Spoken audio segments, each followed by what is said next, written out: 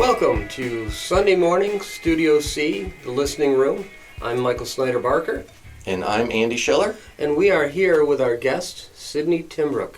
Round of applause. Welcome, Sydney. Somebody who I originally met at an open mic she hosts in Ypsilanti at the Ypsilanti Ale House. But welcome. How was your drive? It was quite nice, actually. A lot of farmland, saw a lot of pumpkins. A lot of pumpkins out these. So you took the back way. Yeah. Yeah, GPS is wonderful. Yeah, so tell us about yourself. How long have you been playing guitar and singing? Well, I'm pretty much self-taught. I started when I was like 14, like seriously starting, besides just kind of like whatever. I came from a pretty musical family, so it's kind of easy to just kind of observe and like learn things, and just kind of played by myself in my room throughout high school, and then decided to go to college for music. So I went to Eastern for music education, studying like guitar, classical guitar specifically. Who was your instructor? At Eastern? Yeah. Jonathan Edwards. Okay. Yeah, he makes solo music as well as teaches. And I've heard that name before, but I don't think we've ever met. He's a really cool guy. Yeah, well, very nice. So you had a love of guitar from a very, very young age. I think just watching my like family members play it, just around the campfire, just a very lax musicianship that was always happening around me. Well, that's great. You started at 14. I started at 56. Oh. Yeah, different ages. So I imagine, well, what's the favorite style of music you like to play?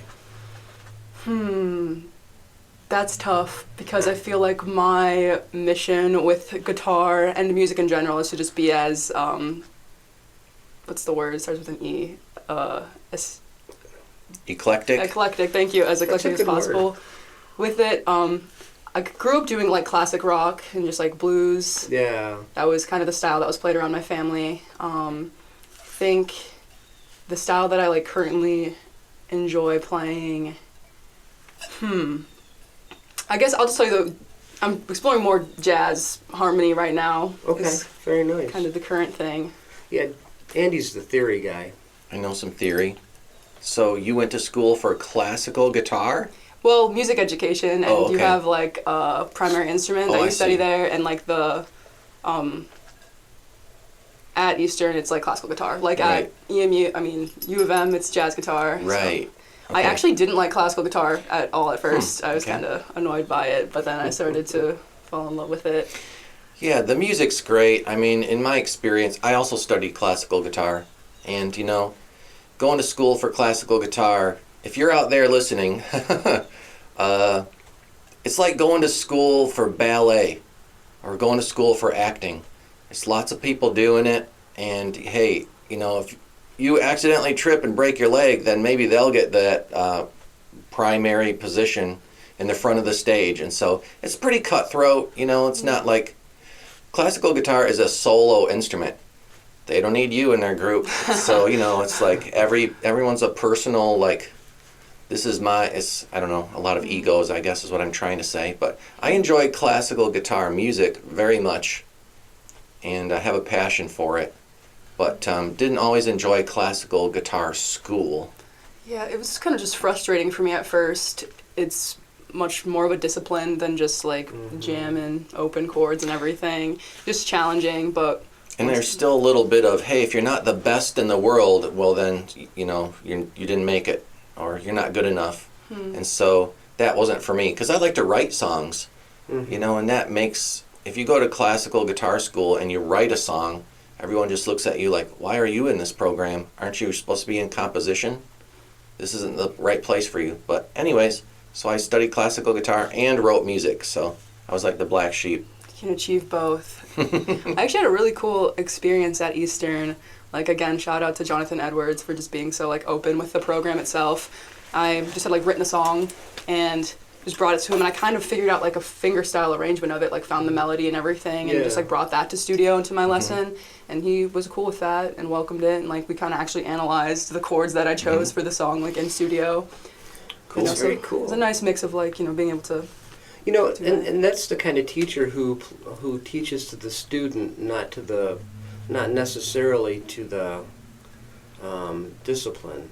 I mean, you've got to be disciplined, but if you have a passion for something and he tweaks that, that's awesome. And I agree. I think you're kind of that sort of teacher.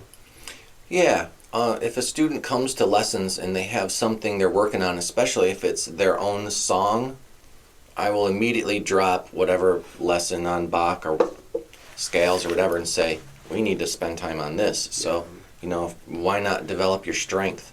If you've written a song, I want to hear it. Yeah, when I started, Andy taught me the basics, and then I wanted to learn how to play the songs that I've written lyrics for, but not the music for. And Andy helped me quite a bit with that, and also with some newer original compositions. But, so, you're a songwriter. Yeah, Andy's got a great question for you. So the question of the day is, do you write the chords first or do you write the lyrics first? Oh my gosh, I love this question. I like to ask musicians this also. It's changed over the years. When I first started writing, I was kind of just writing like poetry, just getting thoughts out of my head and then trying to get them to rhyme, I guess, and then would like put chords to it. But lately, it's kind of been happening at the same time, actually.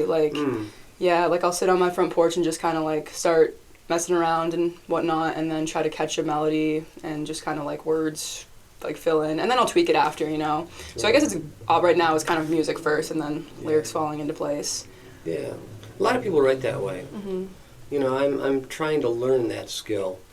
I've been a lyricist for years, decades, and the guitar half a decade, just about. So it's a great learning experience. So, do you play a lot at the Ypsi Ale House, or just primarily the open mic? Primarily the open mic. I like to open it up every week just to keep myself playing, and just to get some people don't like to play first. They kind of need to break the ice and whatnot. But besides that, there's actually been there's been an indie night held at Ypsi Ale House that my friend Jake Lair put together, and played at that. I think that was the last time I played at Ale House besides just the open mics. It was with Rainbow Halo Sun. Rainbow Halo Sun. It's my friend's project. I hopped on bass for it.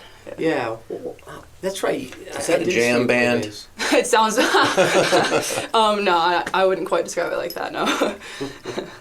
Yeah, I think I saw you play bass that one night that you just came in and you were goofing around.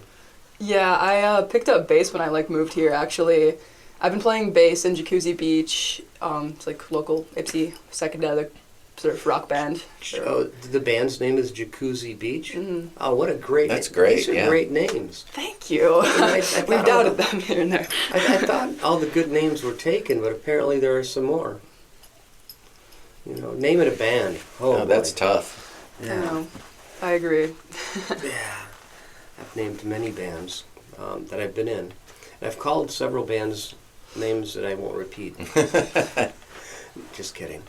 But Jacuzzi Beach. Yeah, so that's more of an indie rock band? It's more psych surf rock. Okay. Yeah. Cool. Any shout out to band members? Yeah, shout out to Henry, and we had Jordan Otto, who's an incredible drummer, with us for a while. But he got busy with other projects, so now we got two Erics that have joined us. Eric Shore and Eric Bates. Nice. Drums and piano, so yeah. I was in a band once with a total, including myself, of 3 mics. And we called it Mike's Mighty Rhythm Bandits. Solid. But then when the other 2 mics, when one of the mics left, we just dropped the mics. Mic drop. The mic drop. The mic drop, the Rhythm Bandits. Sweet. It's funny. And I was the drummer and songwriter and singer. Well, the other 2 guys sang too. Nice. Which is very cool. So, you finished school? Are you in grad school? No, I just finished my undergrad, K through 12 music ed instrumental. Oh. literally just finished. Like summer. Well, Great, congratulations. congratulations. Thank you. Yeah, I feel that's- very accomplished. It's quite a road, isn't it? Yeah. Yeah. I know it was a very worthy road to go down, though. And, I spent like a lot of like my focus and energy obviously just trying to get that degree, and now I feel like I have more time to focus on just like creative side of music for me. So you're primarily focusing on music in your new free time? Yeah, as well as like teaching on the side. I really do enjoy teaching, like Yeah. give private lessons and work with bands and everything. Substitute teaching right now as well, but Mhm. yeah, just trying to keep the musical creative pursuit going. So you're substitute teaching for music classes? Well, sometimes I kind of can, like, it's all sorts of grade levels and areas. Yeah. I did a lot of substitute teaching for my, like, in the year 2018, 19, 2020, right before the pandemic. I did substitute teaching a couple times a week. It's pretty fun. You know, my daughter was in kindergarten, first grade, second grade, and so I was there in the building, and I didn't necessarily always teach her class. But we got to sit together for lunch for a minute, and then we got to walk home. So, it was like I was there. So that was kind of cool. It didn't pay that much, but, it paid some, so can't complain, I guess. Yeah, I've realized about myself, I kind of have a hard time doing the same exact thing every day, and like substitute teaching, it's, you pick up like just jobs at different schools all throughout the area, so it's like I'm in a different building every day, just working with different students, different subject areas. Sometimes going to the same place but doing different things is nice too. Mm-hmm. Yeah. I mean, every hour for me, I'm talking to somebody different about a different problem. So it's always kind of interesting to do different things. Go ahead. So you said that you teach students. Do you have any great standout students, or are you doing a lot of beginners right now? I have quite a few standout students, I'd say. One that I've been working with for like 3 years now, like just started high school, just really getting, like always been a songwriter, just like a very natural thing for him, and that has been really cool to watch his like songwriting progress and his voice just get more full, and yeah. I know he has a really big interest in theory too, which I Cool. like because I'm kind of a nerd about that sometimes. Yeah, and he's just like super motivated and everything, which kind of is the most important when it comes to learning. Yeah. I think those of you who study music in school can't help but nerd out over the theory. And when I was like going through it, I was like tearing my hair out, and I was like, this is like math class, and just like not. But now I just love talking about it now that it's like sunk in. And I've been able to apply it to like my instrument. I think that was the struggle I had in school, was just like this like abstract, like Right. and untangible concepts and everything that weren't being applied to my instrument, but then connected them. I enjoy it. Right. You have to listen to examples. People are talking about, okay, this is a Neapolitan chord in the first inversion. And you're like, yeah, that's meaningless. But then when you listen to a piece of music and you hear it coming, you're like, there it is. Oh, that's what that sounds like. Then you get it. Yeah. Otherwise, it's just some dots on a piece of paper. Foreign language. Yeah, I always try to tell students that like theory is second. Like theory is just us just putting words and terms to like the things that people have naturally been doing and what we hear all the time. It's easier to talk about. Right. You get to, like, before theory class, you're like, I like that part of the song. It goes wub, wub, wub, and it's like a cheese grater on your ear. And then later on, you go to music theory class, and you're like, oh, that's dissonance, because that's a half step. That's a minor second. Oh, those are the words I'm supposed to say. Yeah. I like cheese grater too. Right, half step, yeah, cheese grater to the ears. Yes. Foreign language. Like, if I play.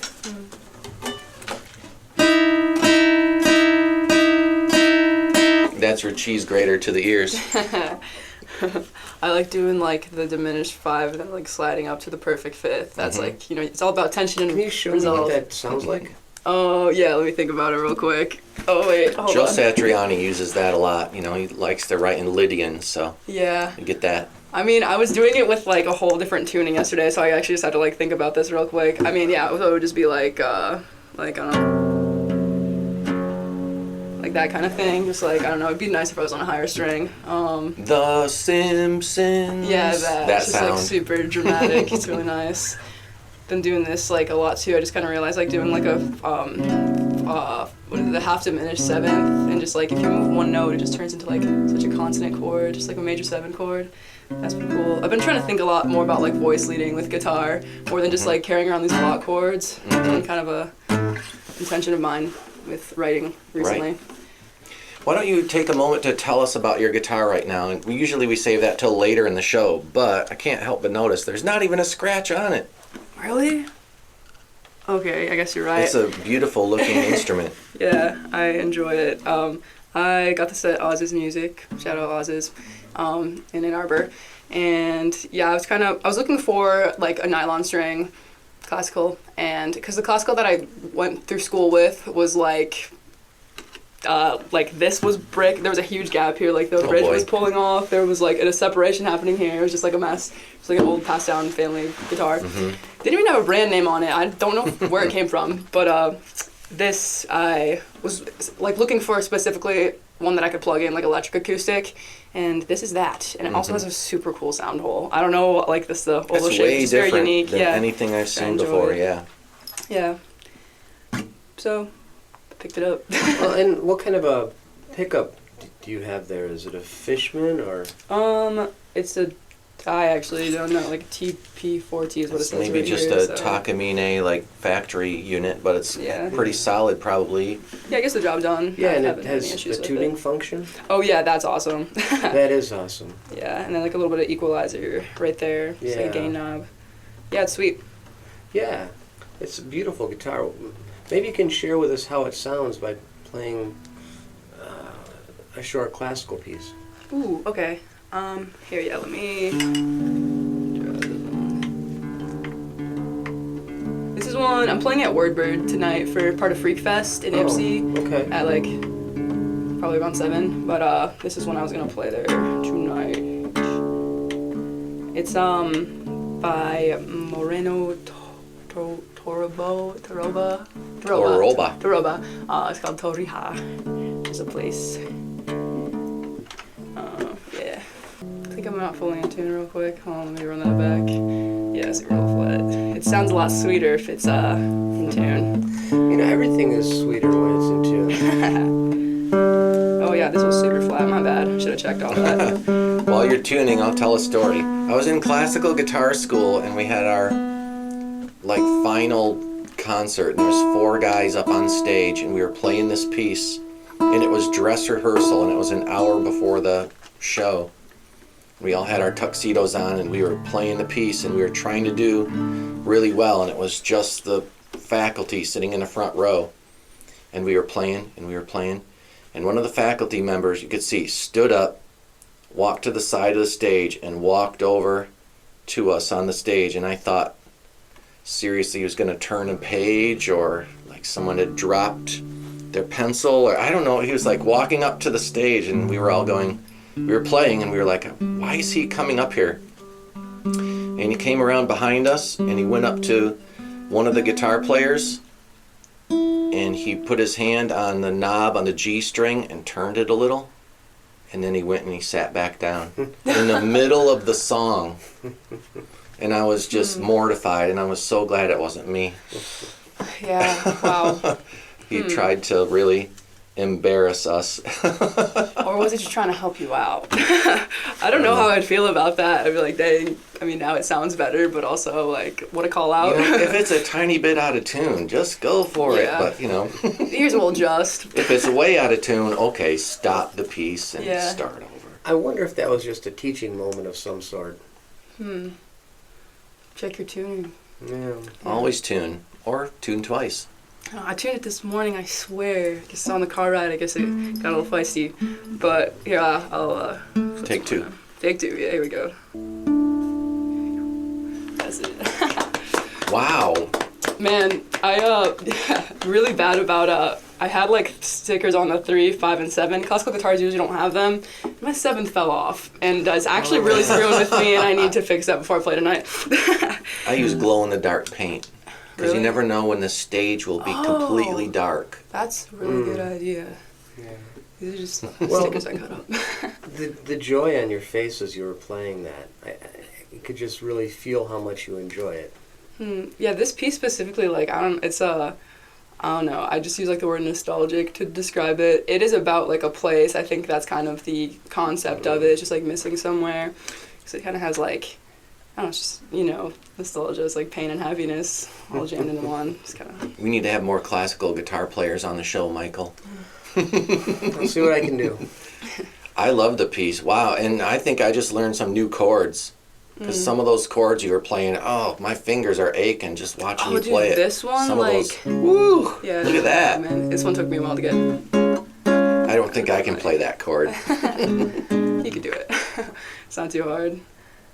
Just took me a while. There's also also being in drop D like messed me up when I was learning this piece too. It was like standard notation, so just having to just do that in general is kind of like hard for my brain. It's good for it though, but then also being in drop D, you know, like this isn't a G anymore, and I was like, I kind of learned some parts wrong and everything because I forgot about that, like adjusting for that.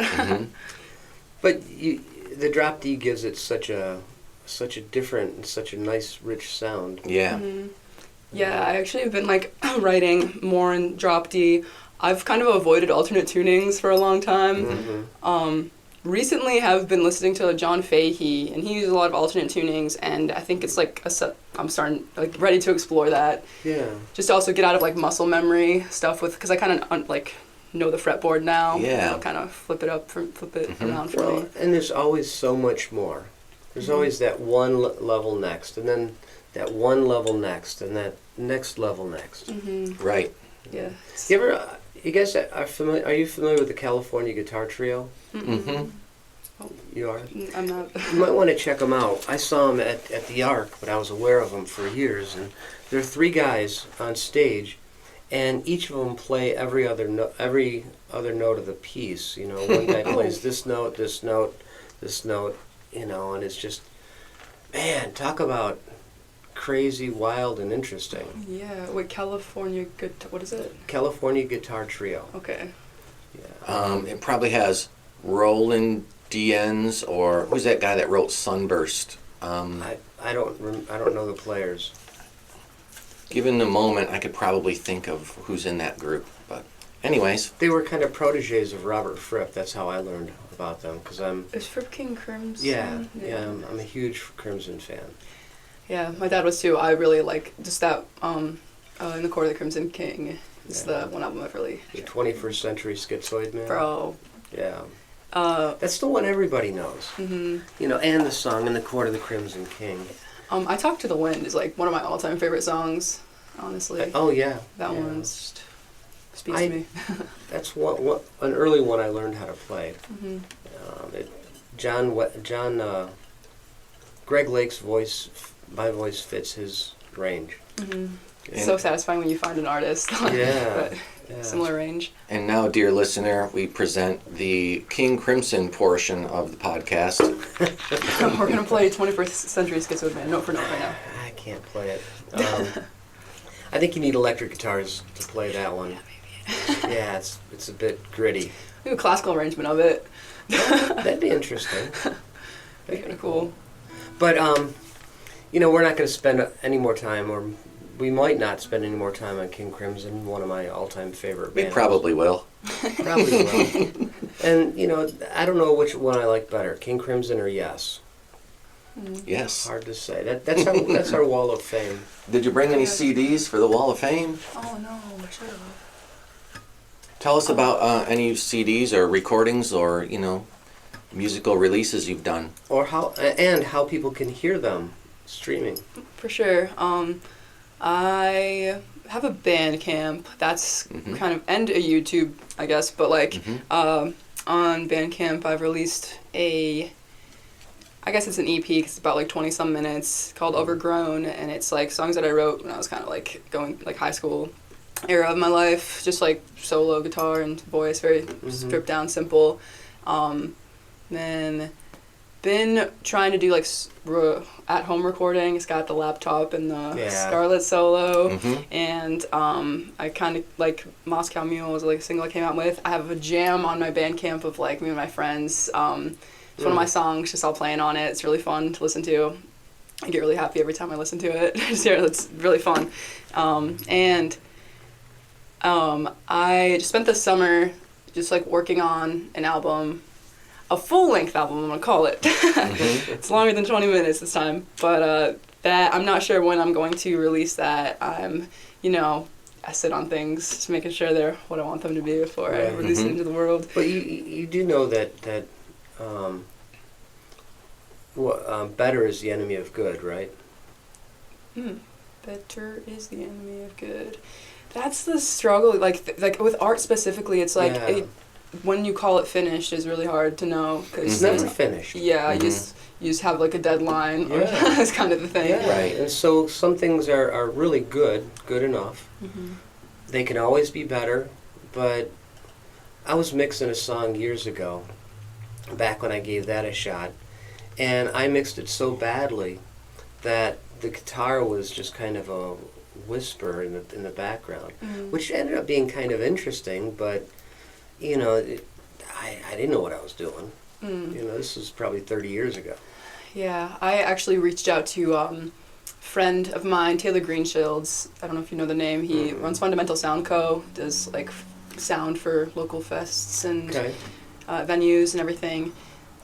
Really talented, cool guy. But I reached out to him about helping me mix it. I helped him work at a festival, did some sound stuff with him, and did a little skill trade, time trade, and he's helping me mix it because that's something I want to get better at is like learning how to like mix my own stuff. You have to know what to listen for. You could just listen to it and go, I think it sounds okay, but you can be trained to listen for certain things. You know what drives me nuts? Like I'll listen to it. It's so different across like multiple speakers. I'm like trying to figure that out. Yeah. Right. My friend Dave Roof has 3 different setups that he listens to it through. He listens to one that's like a transistor radio, one that's more like just general speakers, and then bigger speakers, and he switches between the 3. And then he also takes it in his car and drives. Yeah, car test, classic. Yeah, yeah, and so he's been doing that since I've been recording with him since 2014 or thereabouts. Nice. Yeah, you can mix and mix and mix and never be done. So that's the hardest thing is to say it's finished. Yeah, I think for me it's kind of a matter of like I'm ready to move on to the next thing, and I'm getting there. I just have like newer material that I want to start recording, getting that process with. So I think within like the month here, gonna get it on. Definitely Bandcamp, and I'll probably put it on Spotify, but I go back and forth on that one, or just like there's 100,000 songs a day uploaded to Spotify. 100,000 songs a day. Cool. I tend to use CD Baby, and what I like about them is that you pay once, you never pay again. It's on there forever. Yeah, like forever. That's why I use it. Yeah, and I've earned $25 and another $25 later. So I've earned $50 in the last 10 years. Hey, let's go. Wow. It's pretty sweet. Yeah, amazing. I really appreciate Bandcamp because it's, I don't know, it reminds me more of like how music used to be. It's more of a DIY kind of thing. Yeah, and like people, like patrons, like actually just like pay you for the album. Like it's almost like buying a CD digitally. Yeah. Bandcamp has its own built-in audience. Yeah, that's the thing. If you decide not to go on all those streaming platforms and stay on Bandcamp, like discoverability is a lot less. Because not a lot of people use Bandcamp as much as like Spotify, obviously. I've got a best of on Bandcamp. Just I wanted to see how it works, and I haven't earned anything off it yet. That's probably because I don't promote it. Even John Lennon in one of his interviews, right after they recorded the White Album and were finished, of course back then you had to wait for them to reproduce the records, and so there was a couple months between finishing the recording and the release of the recording. And between that time, John Lennon had an interview where he says, we took a vote and I lost. I wanted to re-record the White Album because I thought it sucked. And I wanted to redo it and start over because our sound changed. And the other 3 guys were like, no, let's just release what we have. And so he was like, it's not done. Let's start over. Let's redo Run it back, with yeah. different sounds and different instruments. And so he wasn't happy with the sound. So I guess you can always be at home redoing it and redoing it and redoing it. But at some point, you got to release what you have, what you have right now, or with the skills you currently possess, That's the thing. It's a record. It's a record of a time in your life of like the song, the skills you have now. Yeah. So I keep reminding myself, it's just like, That's just what get we it out have there. today. If you have music, just send it, just put it up, do something with it, like let it live forever. That's how it sounds right now. Tomorrow, maybe I could get better, but today it sounds like this. Save that for the next One of album. the songs I recorded on my last recording that I've played with Andy, not the one that hasn't been released, but the one that was released, my track Born on the Wrong Side of the Tracks, I figured out a much better ending after the recording was done, after the CD was released, and started doing this what I thought was a better ending. So who knows what's going to change and grow in the music we play. Yeah. Mm-hmm.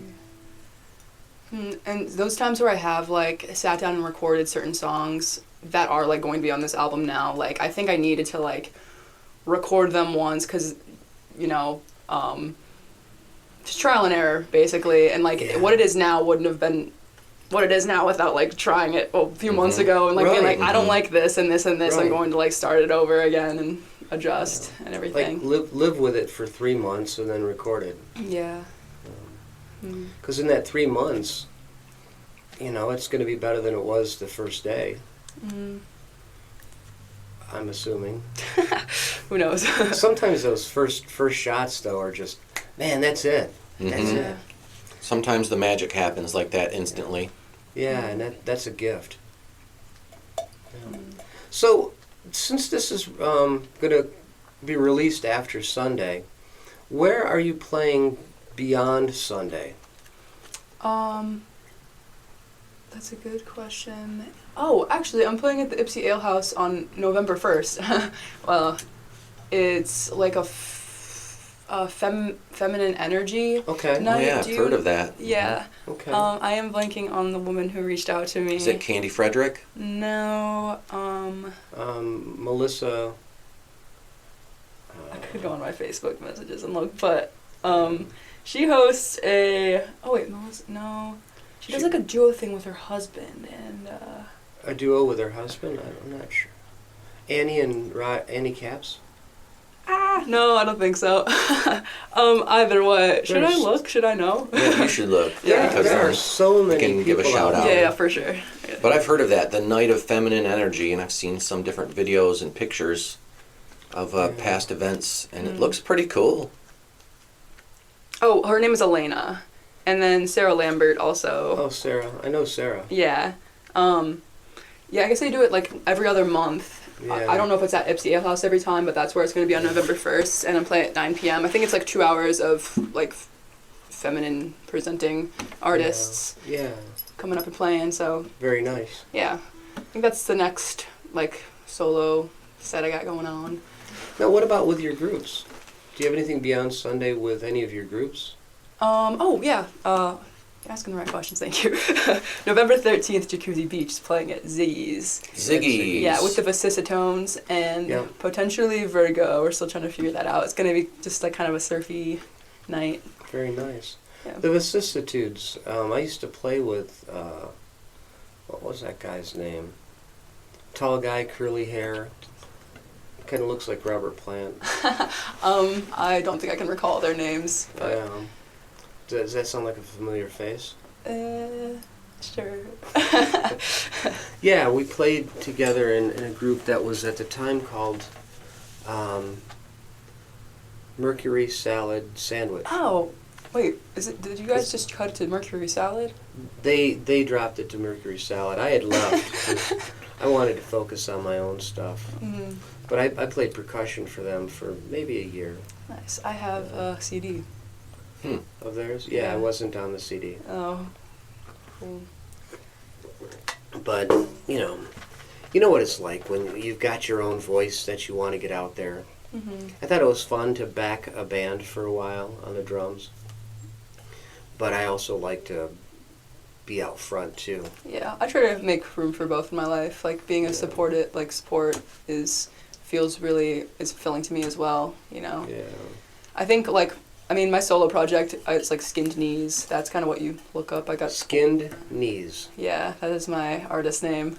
And I forgot the point talking about. Oh yeah, so this is like just kind of something that I'm like gonna consistently be doing the rest of my life. It's just like this solo project, just kind of like documenting my human experience, but it's trying to also leave space to like, you know, support my friends who make music on whatever instrument they need. I try to be versatile with that, because that feels really good to do. Yeah. Well, and it's personal expression. It's you're sharing a piece of you with the world, and when we're gone, our music will remain. You know, for those 3 or 4 people who remember us. It's a beautiful thing. Well, it is. It is.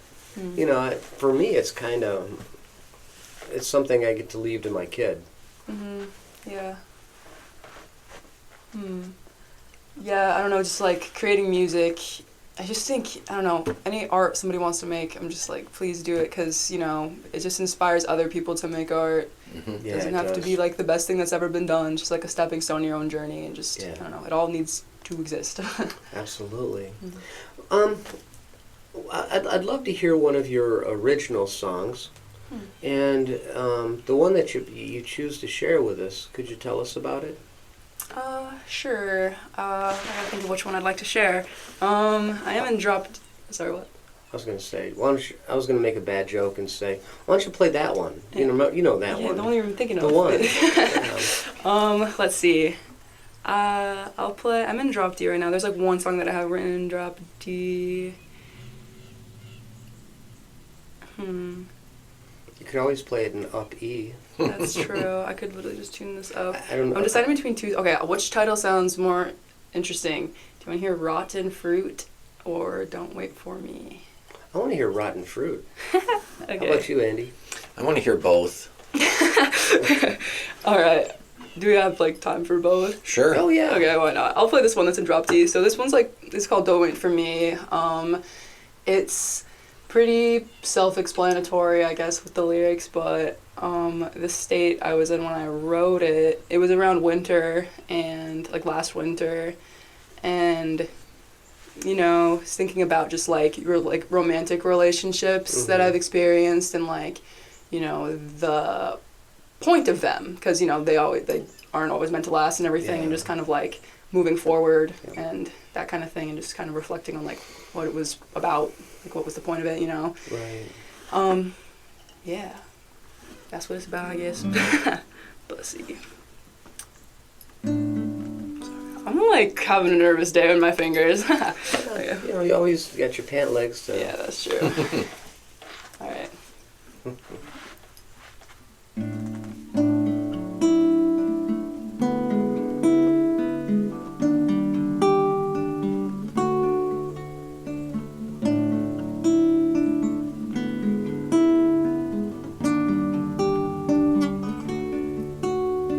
Sit and wait for day to come, alone at last. It was all for what?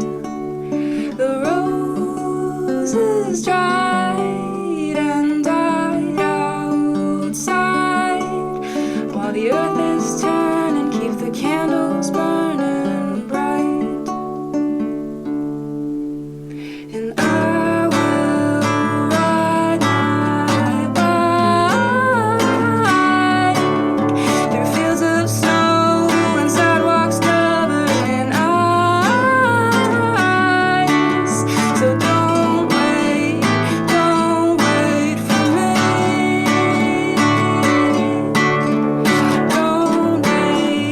Don't wait for me.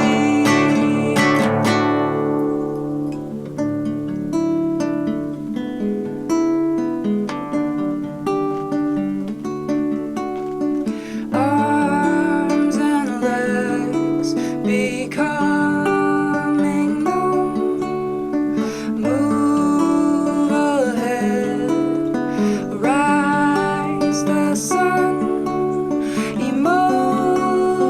feels right and die outside. A love that's tainted and rooftops painted white. And I will ride my bike through fields of snow and sidewalks covered in ice. So don't wait for me. Don't wait for me.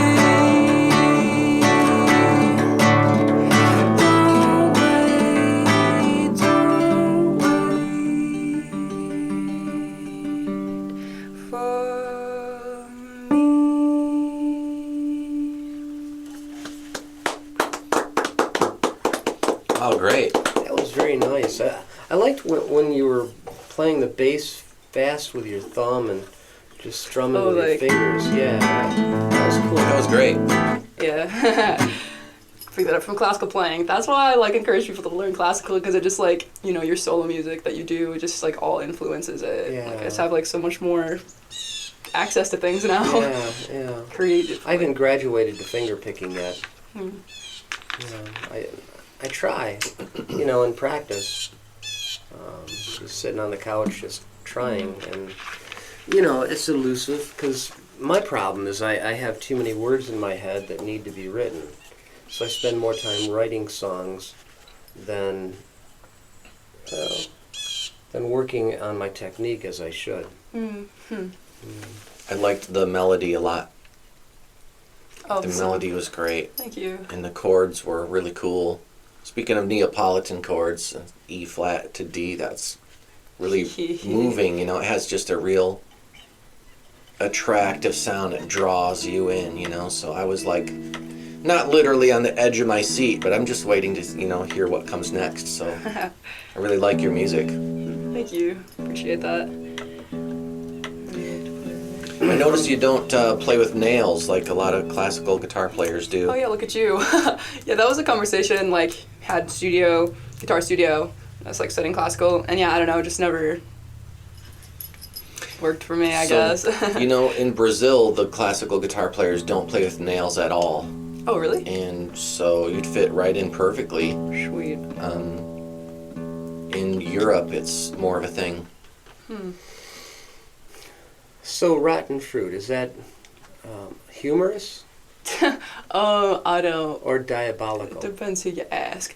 I mean, it's just metaphorical, I guess. I know this song's also just about it doesn't have to be just romantic relation, just relationships in general, just kind of Sometimes over time they just kind of fade into yuck.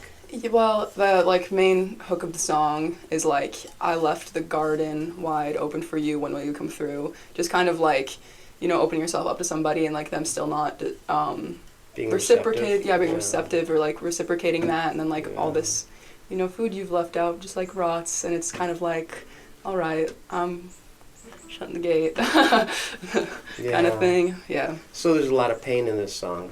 Yeah, most of my writing has pain in it. It's my outlet for emotions, as it is for most people. Yeah, absolutely. Mm-hmm. And I don't know, this is kind of a tangent. I think a lot about when you're songwriting about an emotion, how forward you are about that, or do you kind of skirt around it? You know what I mean? Some emo music is very just I'm sad and it's because you broke my heart, and sometimes it's also just very metaphorical and ambiguous, and I kind of try to implement both of those in my writing. Yeah. Well, sometimes some songs call for that blatant. Yeah, bluntness. Yeah. Bluntness, and some calls for metaphor. And some calls for a mix of both. Yeah. And some calls for words that make zero sense connected to each other. Oh, I'm talking about my own writing. Yeah, I can share this one with you, though. Let's see. And again, this was one of those songs where I was just kind of messing around with just finger picking through chords and everything, and then just kind of I'm not singing any words yet, but I hear this melody and I'm kind of and then it just turns into words. It's cool, but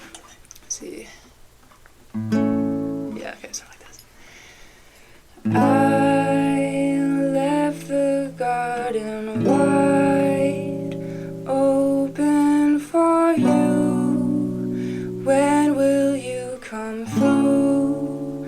When will you come through? Misty afternoons, I yearned for you.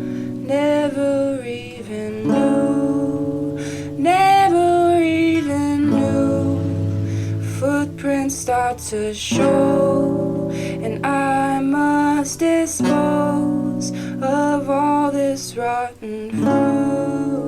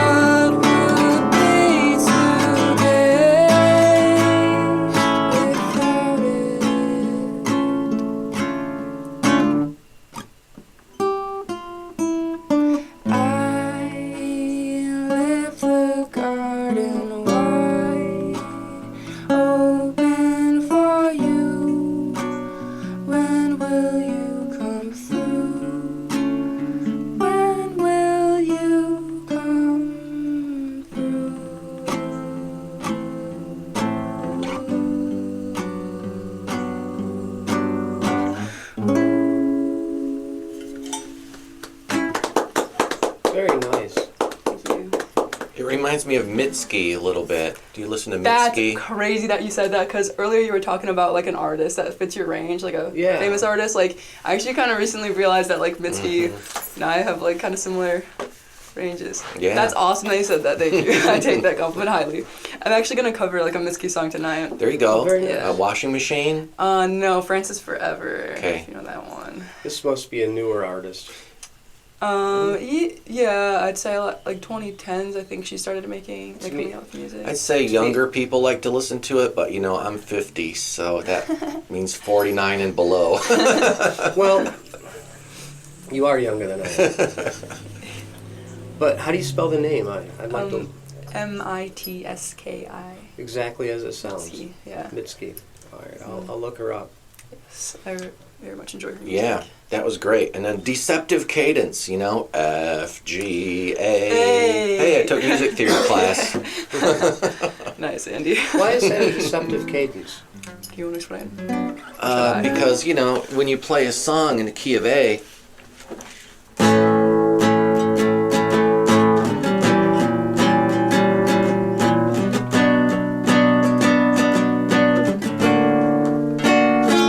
what was that chord? That I think it's one, a yeah. D minor. Just wait. Okay, wow, okay. So, Yeah. no one expects that chord. No one expects the Spanish Inquisition. Okay, so the song's in the key of A, right? Okay. And so what do you normally do? You play E, A, thank you, good night. Right. So, like the classic ending that everyone expects and has heard for decades and generations and hundreds of years is E, A. And so you can always write E, A at the end of your song, and everyone will go, yep, that sounds like sounds like music that I know. Yes, sounds familiar. But if instead you're playing an A and you don't play E, you play F.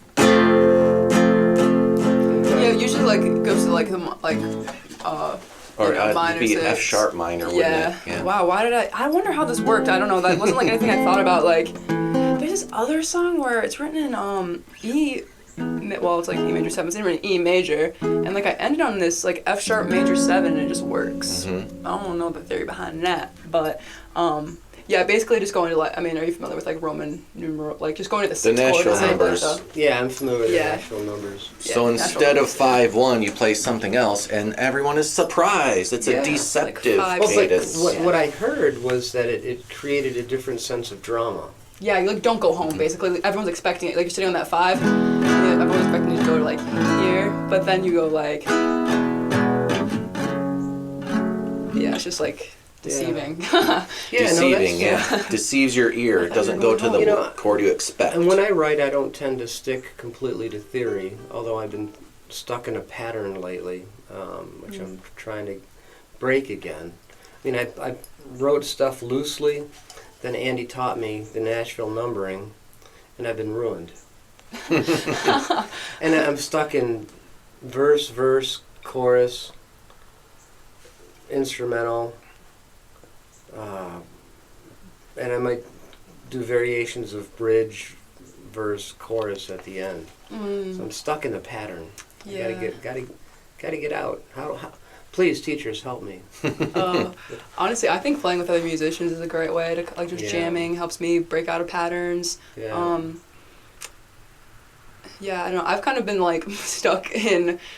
Like that's interesting that you say that because when I first started writing music, like I listened to a lot of pop music growing up, you know, Yeah. and it's always like, you know, verse, pre-chorus, chorus, verse, pre-chorus, Yeah. chorus, bridge, chorus, and that was like that's what music is. That's how you write a song.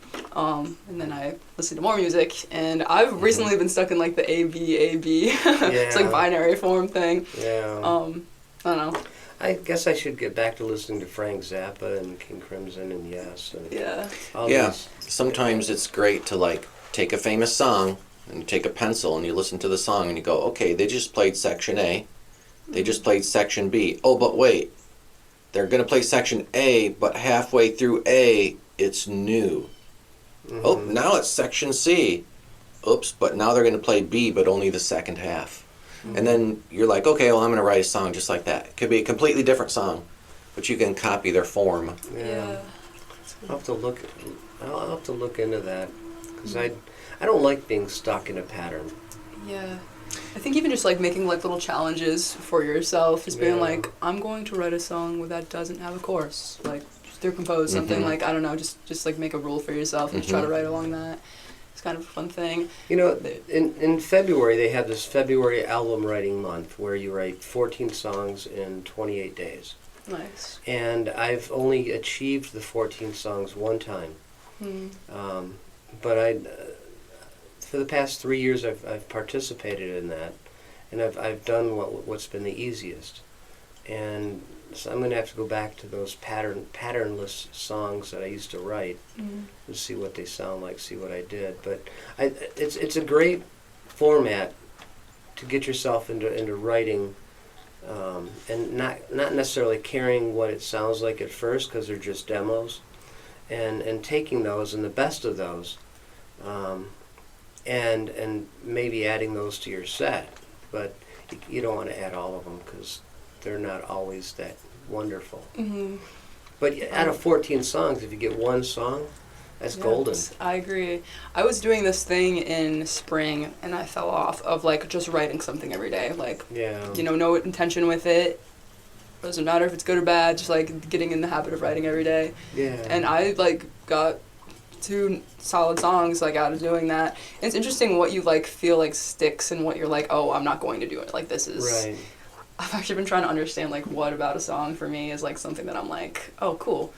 or versus like I'm gonna keep playing this and like this is gonna be part of my repertoire now versus Right. being like it's just like falling to the wayside. And outside of that one or two good song, you know, there's also the chance of taking bits and pieces of Yeah. those other things and kind of trying to find a way to meld them together, elements of those. Yeah, totally. Do you know Jeff Tweedy? Yeah. Wilco. Yeah, he has this book. I watched like a YouTube video about it and watched someone write a song using it, but it's like called How to Write One Song. Mhm. And he just has a lot of like, it's almost like games that you do to just kind of like break out of your normal habits and everything, Yeah. which I appreciate. It's always a way to get unstuck. It Yeah. just takes time and We do a attention. songwriters here once a month. Oh, And sweet. it's always nice to hear what other people are thinking. Mm-hmm. You know, you come in, you want to tweak a piece of it because you're not sure exactly how it fits, and to get other people's recommendations. Andy does a lot of recommendations with the music, I'm not as much of a lyricist. and I give recommendations on lyrics because I am. Complimentary. Yeah, Mhm. it's a nice mix. And you know, the people that we bring in, you know, they're pretty awesome too. I just met another woman that's interested in coming to the songwriters. Okay. Met her yesterday. It's growing, yeah. We have adult jam, and we just yesterday had kids jam for the second time. It was fun. I had 4 kids all playing electric guitar for an hour. It was great. And then we had violin, mandolin, and piano. And like one kid's 6 and one kid's 8 and one kid's 10, and we're just like, you know, playing Pachelbel's Canon or Horse with No Name or whatever. And you know what the funnest thing was? At the end of the jam, you know, they all looked a little nervous, like, oh, I don't want to make a mistake, or, Yeah. you know. But at the end of the day, when we had 5 minutes left, I was like, okay, now we're going to play a song, and we're going to make up a song, and you play whatever notes you want. And everyone's eyes just kind of light up. No one was really afraid. I was just like, 1, 2, 3, 4, and I just start playing a G chord as loud as I can. Play whatever notes you want, go. I didn't teach them a scale or the correct notes of the chord or whatever. I was just like, play 1, 2, 3, 4. And you know, those kids were just like doing this, and it was awesome. And one kid was just like hitting the open strings of his mandolin, and then another kid was just like doing jiggle bow on violin, like, you know. And they had a great time. You know, I think they'll remember that as being the most fun part of it. I hope you keep doing it. Yeah, that's really important. Yeah. I work at this, it's called Little Bands. It's this, like, music academy based in Ann Arbor. And, you know, my boss has this curriculum of songs he writes. And there's always a part at the end of the song where you just kind of, you get to, like, everyone gets to go a little crazy for a second, you know? I think that's, like, so important with music, like, just balancing the structure part and then also giving them a chance to just, like, do whatever. It's really cool. It's got to be fun. Gotta be fun. Yeah. Can't First just- and foremost. Yeah, It can't just music- always be like serious. If music was work, then it'd be hard to enjoy it. Although I enjoy the work I do. Yeah, we play the guitar. In other languages, it's a different word. You might execute the guitar, or you might perform the guitar, but we play the guitar. Hey, I like Sometimes that. the guitar plays you. Man. So do you ever use electronics, or are you kind of a purist as far as like your guitar sound? I actually, like, it was when I got this guitar that I've just been kind of doing this, like, pure acoustic and voice. Before that, got, like, hollow body Starcaster and Boss MI 90 loop pedal, and I get pretty involved with what I did on stage. And I've been considering going back to that. I think I needed to step away for a second and, like, do something else. But yeah, I do like effect pedals and looping and all that good stuff. Here's my board right behind us, Oh, God. Boomerang. Hey, And then the Ecoverb has a tap tempo, which is great. sweet. I went for the, I gotta think here though. I went for the, wait, what's the phrase? That's this is the just a loop boomerang one? phrase sampler. It does 4 loops. Oh. Loop 1, 2, 3, 4. So I can have 4 different. I could have verse, chorus, bridge, and then even another section. Sweet. Actually, one of them is a drum, so you can play this into the looper. You can go, Yeah. Oh, really? and then that will keep on playing while you do the other 3 Does loops. it have like preload like what is that called? It doesn't have a Drum machine memory. on it? Was that a drum machine on it though? No, Oh, you so have to just do like, everything yourself? live on stage. There's no pre-recording. Which is more authentic. Yeah, for sure. I actually went for just like the. I have 2 things I want to say about pedal stuff now, but I'll say the first thing about the loop. Like I have like an Boss RC2, Mm-hmm. so it's like it's like you can't stack like have like a verse chorus, just like one. You know, you got to change the whole knob if you want to switch Mhm. loops or whatever. But they have like I think it's like the RC5 they're at right now. Seen those around. Those are really cool. I think you have like 4 places you can just keep moving stuff around, which eventually I think I might invest in one of those. Just get a little more elaborate. Is that one red? It's red, yes. Yeah, okay. Yeah. That one, it's great, and Boss is great. The buttons You like the stomp box are, style. I don't like the buttons on that because you gotta hit the button right on the beat, and I feel like there's just the tiniest bit of delay, and it cuts off the transient of the note. Whereas these little chiclet buttons are instantaneous, and so just the feel of the buttons makes a huge difference for me. I agree with that. It's like called like the stomp box versus like actually when I've seen people use the like Boss RC5s like is like vocal looping I was seeing, so they're sitting there like hitting the buttons. I've actually never seen someone trying to execute it with their foot. I could imagine Okay. that'd be more challenging. Like the board that I have, again I went for like the multi-effects unit, like the Boss MI90. That has like nice stomp box chiclet style Yeah. type of thing Mhm. on it, and an expression pedal. It's this pretty cool thing. The machine, I like it.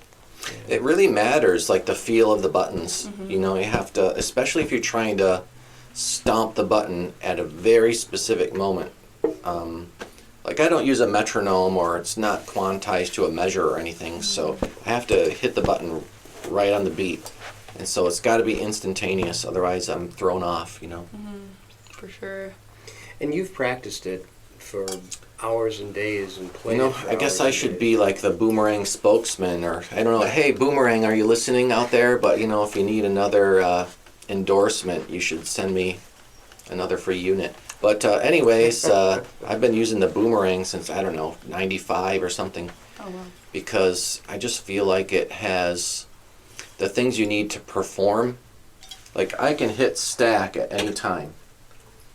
I can reverse things. I can go up or down an octave. I can fade out. It has a panic button. I can turn every loop on or off. It has different modes. I just remember like I got the Head Rush looper board, and I was all excited because it has all these buttons, and it has like a 7-inch touch screen like an iPad on the front. And Head Rush looper board, wow, this is going to change the whole world. Okay, I'm so excited. Here's my track. Okay, now all I need to do is stack. 2 days later, I'm still flipping through the manual and scrolling through menus like, how do I stack? Where's the stack button? Oh, it either stacks all the time or never. Mm. You can either always stack or never stack. See, and if you never stack, why have the machine? And always stack, that's going to be Chaos? complete chaos. And so those are that's all it does. You can't. So There's not a stack button. you have like always stack on, and you like play something, and then if you wanted to like put whatever you play next on your guitar, it's just gonna like stack that on whatever the loop is. Like you can't just play over. You can't just like solo over a chord progression. It's just always going to stack. Oh, that's unfortunate. Or it's never going to stack. Those are your two choices. And it's like, I contacted the company. I'm like, is that really what you wanted to do? And they're like, yeah, it works great. What's your problem? They just like, there wasn't really there wasn't an understanding of, well, if you're on stage and you're performing, I kind of need it to do this. So they were just like, why don't you just work with how it works? But to me, it just seemed very awkward to have to like bend down and scroll through a menu or something in the middle of a song, you know? Yeah, that doesn't make any sense. It's like, cut all the bells and whistles of it and just make it usable. Yeah, I think I'm gonna start like rehearsing more with the pedals and everything again, because I think that's like why, because like it's so easy to like plateau and stagnate on whatever you're doing musically. So I just try to like hop back and forth between different styles and whatnot. Let's keep things fresh. You know, I've been trying pedals, and what I've landed on most recently is just an EQ. Yeah. Keep it simple. Yeah, and I've got a tremolo pedal set next to it, but I'm just not using it because, these things sound pretty good. Purist. Yeah, I've tried, but it's like you throw a bunch of things against the wall, and it all slides off because it's not good. So if I can, as I'm working with this, I'm gonna become more comfortable with this. Then I might put something else on, and if I become comfortable with that, because I've got a bunch of pedals, but don't really need all that. Yeah, time will come. Yeah, with an electric guitar, I've got a nice distortion that I hardly ever use because I hardly ever play electric unless I'm putting a band together. Because I've got some really cool electric guitars too. I see. But what if we play the show out with a nice little 12-bar blues? A little Let's jam. do it, yeah. Sounds good. Let's play out at the end. And I'll just mention real quick before the show's over, hey, click on that link below and send us $5 for coffee. Or hey, if you enjoy the show, why not consider becoming a member of Beyond Guitar, and then you can listen to all the members only videos. And we appreciate anyone that's already given us a star. Thanks for that, and thanks for tuning in every Sunday morning. Yeah. We're already up to episode 40. 40. You are the 40th episode. Yay! I kind of trust 42. Dang. Well, that is the meaning of the question of the universe. It's just a nice number, And yeah, what are the Guardians of the Hitchhiker's Guide? Yeah. Yep, it is. Thank you for having me. By the way, this is a nice time. I'm glad that you agreed to make the drive because it's not a hop, skip, and a jump. It's maybe a hop, skip, and a jump, and a hop, and a skip, and a jump, and a hop, and a skip, and a jump. One more hop. And one more hop. I think I'm good. What key do you guys want to play it in? B sharp. Well, I don't think I can hang with that.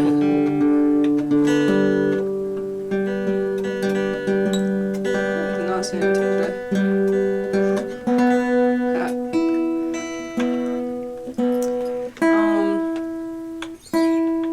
A is always a nice time. A blues. G, E. Let's do A, because we did E last time, I think. Go.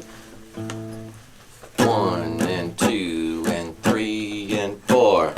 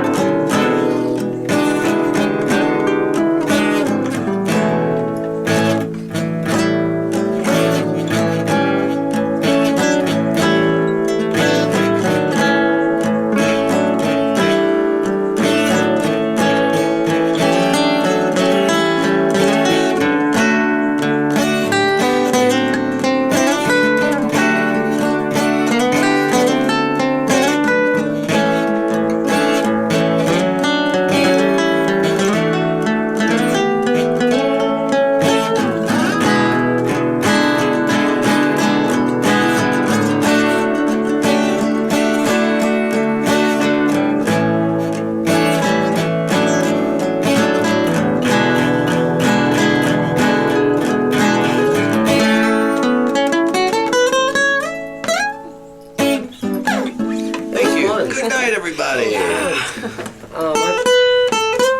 I've been Michael Snyder Barker And I've been Andy Schiller. with our special guest, Sydney Timbrook. Been a Thank you for pleasure. joining us. Yeah, of course. Thanks for That being was here. awesome. See you next time, everybody.